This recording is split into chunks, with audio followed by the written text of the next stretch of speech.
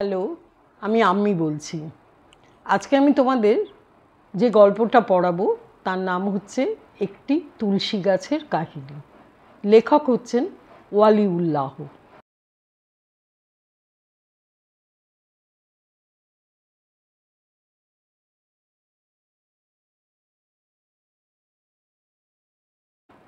ঠিক আছে, তাহলে আমি শুরু করছি। আগে প্রথমে তোমাদের গল্পটা মানেটা একটুখানি তোমাদের এক্সপ্লেন করে দিচ্ছি, তোমরা ভালো করে শুনে নাও গল্পটা।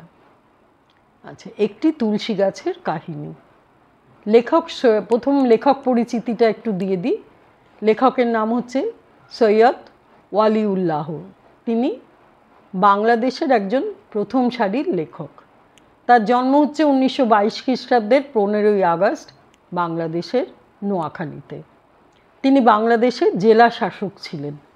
সরকারি পদে থেকেও তিনি লেখার কাজ চালিয়ে যান। তিনি 1945 সাল থেকে 1947 সাল পর্যন্ত দ্য স্টেটসম্যান পত্রিকার সহ সম্পাদক ছিলেন। ভারত স্বাধীন হওয়ার পর তিনি ঢাকায় এবং করাচিতে রেডিও পাকিস্তানের নিউজ এডিটর ছিলেন। তারপর তিনি পাকিস্তান দূতাবাসেও কর্মরত ছিলেন। কাজের মধ্যে থেকেও তিনি লেখার কাজ চালিয়ে গেছেন। তার বিখ্যাত গ্রন্থ হল লালু সালু, চাঁদের অমাবস্যায়, কাঁদো নদী কাঁদো, দ্য আগলি এশিয়ান, তরঙ্গভঙ্গ ইত্যাদি। তিনি পশ্চিমবঙ্গ বাংলা একাডেমি পুরস্কার পান, আদমজি পুরস্কার পান, আর তিনি মারা যান 1971 খ্রিস্টাব্দের 10ই অক্টোবর। ঠিক আছে, এটা হলো লেখক পরিচিতি। এরপরে আমরা আসছি গল্পটায়। গল্পটার যে ছোট করে আমি গল্পটার মানে তোমাদের বলে দিই, তোমরা ভালো করে শুনে নাও। আচ্ছা, রাস্তার ওপরে দোতলা উঁচু এবং প্রকাণ্ড একটা বাড়ি, ঠিক কংক্রিটের পুলটার পরে।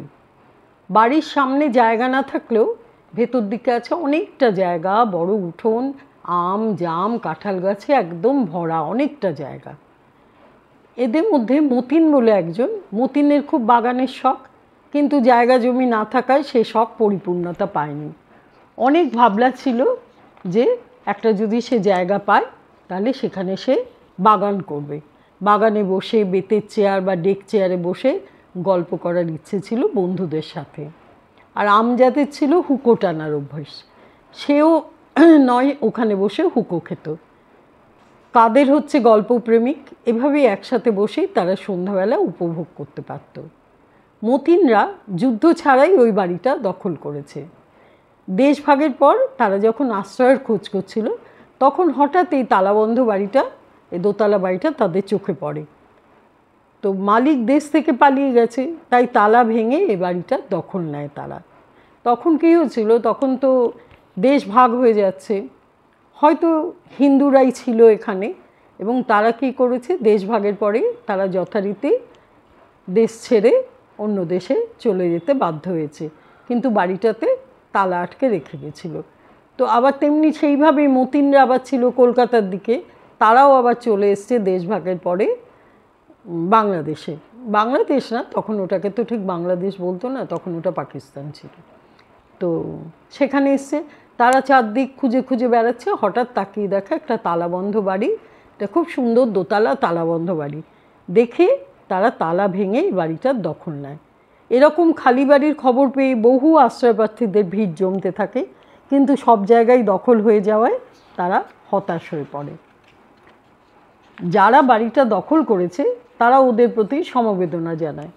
হঠাৎ তাদের চোখে পড়ে নিচের তলায় রাস্তার ধারে ঘরটা বোধহয় খালি আছে, কিন্তু সেখানে পৌঁছে দেখে যে সেখানে ঠাঁই নিয়েছে অ্যাকাউন্টসের বদরুদ্দিন, এবং সে কী করেছে, তার শ্যালককেও বলেছে যে এখানে এসে থাকতে পারো তুমি।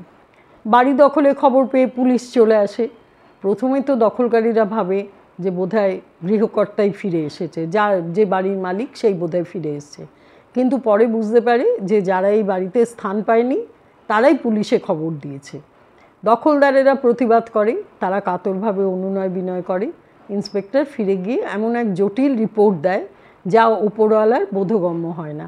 অ্যাকচুয়ালি বাড়িটা যখন তারা যখন ওদের নামে যখন নালিশ করে, অন্যান্য যারা চাইছিল বাড়িটাকে পেতে তারা যখন নালিশ করে অটোমেটিক্যালি পুলিশ চলে আসে। পুলিশ এসে দেখে যে কিছুই করার নেই, কারণ তারা যে তালা ভেঙে ঢুকেছে ওখানে অন্য কেউ ছিলও না, এবং তারা অনেক অনুনয় বিনয় করার পরে ইন্সপেক্টর ফিরে যায়।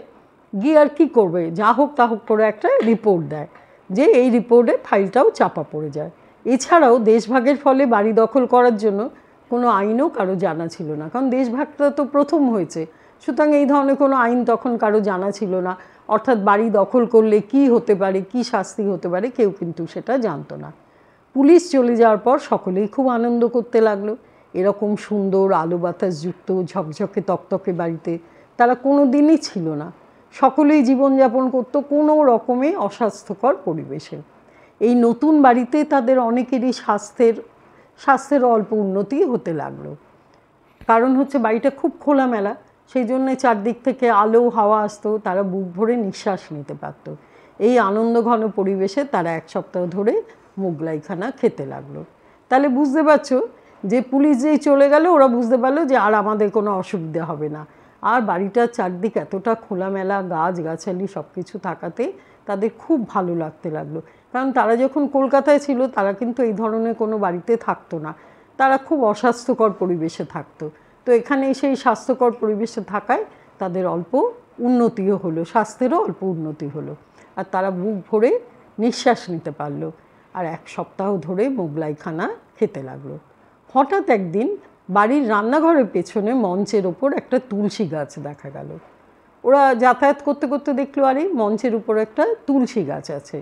হিন্দু ধর্মের এই চিহ্ন ধ্বংস করতে উদ্যোগী হয় মোদাব্বের বলে একজন, সে আবার খুব কট্টর মুসলমান। তো সে কী করছে যে না, এটা তো হিন্দু ধর্মের এটা চিহ্ন, সুতরাং সে সেটা উৎখাত করার মানে তুলসী গাছটাকে উপড়ে ফেলার চেষ্টা করলো। সবাই জানে যে সন্ধ্যাবেলা হিন্দুদের বাড়িতে গৃহকর্ত্রী তুলসী গাছের তলাতে প্রদীপ জ্বালিয়ে সকলের শুভকামনা করে, কথা সবাই বোঝে। ইউনুস গাছটা রাখতে বলে, কারণ তার সবসময় সর্দি ভাব থাকে। ইউনুস বলে একজন ছিল, সে বলল যে না না, গাছটা রেখে দাও, কারণ আমার খুব সর্দি কাশি হয়, এই তুলসীর রস আমার পক্ষে খুব উপকারী। সে বলে আমরা তো আর পুজো করছি না। মোদাব্বের ছাড়া অন্য সবাই কিন্তু তুলসী গাছ উপড়ে ফেলার বিপক্ষে, এমনকি মৌলভী এনায়েতও চুপ করে থাকেন। অক্ষত দেহে তুলসী গাছটা বিরাজ করতে থাকে। গাছটাকে নিয়ে সবারই মনে একটা দুর্বলতা কাজ করে। এরপর সন্ধেবেলায় তাদের মধ্যে আলোচনা হয় সাম্প্রদায়িকতা নিয়ে। মোদাব্বের হিন্দুদের গোঁড়ামিকে দায়ী করে দেশভাগের জন্য, হিন্দুদের অত্যাচার নিয়ে সবাই মুখরিত হয়। শুধু বামপন্থী বলে স্বীকৃত মকসুদ এতটা বাড়াবাড়ি করার জন্য প্রতিবাদ করে, তবে ভেতরে ভেতরে একটু সংশয়ও হয়ে পড়ে। এই যে কেন ওদেরকে চলে যেতে হলো, কি হলো, এগুলো নিয়ে ওরা কিন্তু আলোচনা করতে রাখলো। কদিন পর রান্নাঘরের পাশ দিয়ে যাওয়ার সময় মোদাব্বেরের নজরে পড়ে তুলসী গাছটা। কেউ পরিষ্কার করেছে আগাছা, এবং কেউ জল দিয়ে তুলসী গাছটার যত্ন নিচ্ছে, কারণ তুলসী গাছের পাতাগুলো আবার সতেজ ও সবুজ হয়ে উঠেছে। আসলে কি হয়েছিল, ওই যে তুলসী গাছটা যতই হিন্দু ধর্মের প্রতীক হোক আর যাই হোক, যারা ছিল ওই বাড়িতে তারা তো বুঝতে পারছে যে এটা একটা হিন্দুর বাড়ি, এবং ওর মধ্যে কারোর বাগানেরও শখ ছিল। তুলসী গাছটা পুরো আগাছায় ভর্তি হয়ে গেছিলো। তখন তাদের মধ্যেই কেউ ওই তুলসী গাছের আগাছাগুলো পরিষ্কার করে নিয়ম মতো তুলসী গাছে জল দিচ্ছিল। দেয়াতে কী হলো, তুলসী গাছটা তার আগেকার চেহারাটা ফিরে পেল। আবার একদিন পুলিশ আসে, সরকার বাড়িটা রিকুইজিশন করেছে, এ খবর জানিয়ে বাড়িটা 24 ঘন্টার মধ্যে খালি করতে বলে। এরপরে কি হলো, আবারও একদিন, ওরা তো দিব্যি ভালোভাবে ছিল ওখানে, হঠাৎ আবার একদিন পুলিশ এসে বলে এই বাড়িটা তারা রিকুইজিশন করেছে। এবার তো কিছু বলার নেই, তারা 24 ঘন্টার নোটিশ দিয়ে দেয় পুলিশ থেকে। তারপর তাদেরকে অনেক বলে কয়ে তারপর তারা সেটা 7 দিনের সময় দেয় বাড়ি ছেড়ে দেওয়ার জন্য। 10 দিনের মধ্যে তারা বাড়ি ছেড়ে দেয়। যেমন ঝড়ের মতো এসেছিল তারা, তেমনি ঝড়ের মতোই তারা বাড়ি ছেড়ে চলে যায়।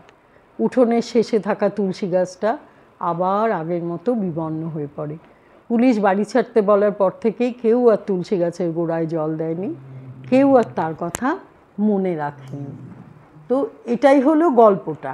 একটা তুলসী গাছ শুধু এখানে একটা প্রতীক, অর্থাৎ হিন্দুদের বাড়ি, সেই বাড়িটা দখল করে মুসলিমরা, এবং তুলসী গাছ যতই হিন্দু ধর্মের প্রতীক হোক না কেন, তবু একটা গাছ তো, তাই সেই গাছটাকে তারা বাঁচিয়ে রাখার চেষ্টা করে, কিন্তু সেটা কিছু দিনের জন্য। তার কারণ পুলিশ এসে যেই রিকুইজিশন করে, বাড়িটা যেই রিকুইজিশন করে, তখন গভর্নমেন্ট থেকে রিকুইজিশন করলে বাড়ি ছেড়ে দিতে বাধ্য।